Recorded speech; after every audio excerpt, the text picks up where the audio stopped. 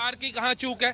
सरकार ने तो ये भारत के अंदर शांति, एक कहते हैं विपक्ष ज्यादा उछल रहा है, उसके लिए दो शब्द बोले। आप बताओ, भारत के अंदर ही भारत की बेटियां अगर पाकिस्तान में जाकर के शादियां करेंगी, बच्चे यहाँ पैदा करेंगी, कल को अगर भारत पाकिस्तान पे कोई हमला करता है तो वो अपने शोहर को बचाने के लिए उतरेंगी या भारत का पक्ष लेंगी?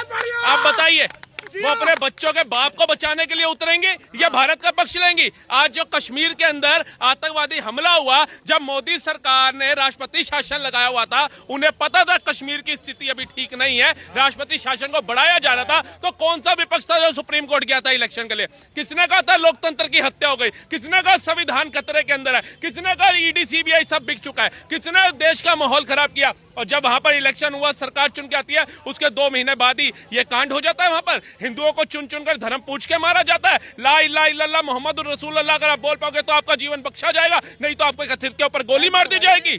आप बताइए, ये देश इससे चलेगा? और जब भारत सरकार ऐसे लोगों के ऊपर कार्रवाई करती है तो बोला जाता है मुस्लिमों को प्रताड़ित किया जा रहा है। 2014 में कहाँ कार्रवाई हो रहा है? 10 दिन हो गया, अब तक कोई कार्रवाई हुआ ही नहीं। इनसे पूछिए, इनकी दादी ने बांग्लादेश जो बांटा था, क्या 2 दिन में बांट दिया था?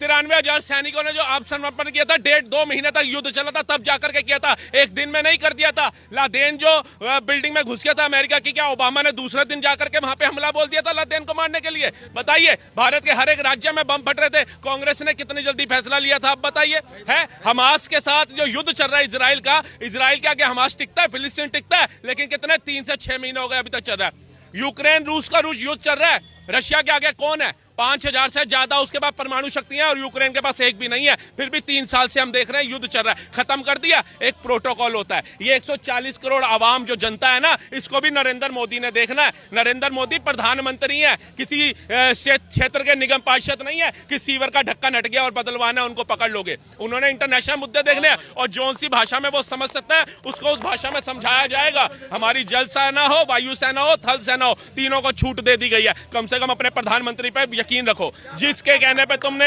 अग्निवीर योजना का बहिष्कार करना शुरू कर दिया था ना, आज जाकर के पूछना उन माँ बाप से, मुर्शिदाबाद के अंदर जो है वो सोच रहे होंगे कि हमारे घर में शायद अग्निवीर का जवान होता तो हमें पलायन ना करना पड़ता। वो 26 लोग जो मारे गए, उनमें अगर 2-4 भी अग्निवीर के जवान होते तो शायद 26 लोगों की शहादत नहीं होती। वो 26 में से 4-5 अग्निवीर के जवान उनको जवाब देना ज्यादा सक्षम समझते।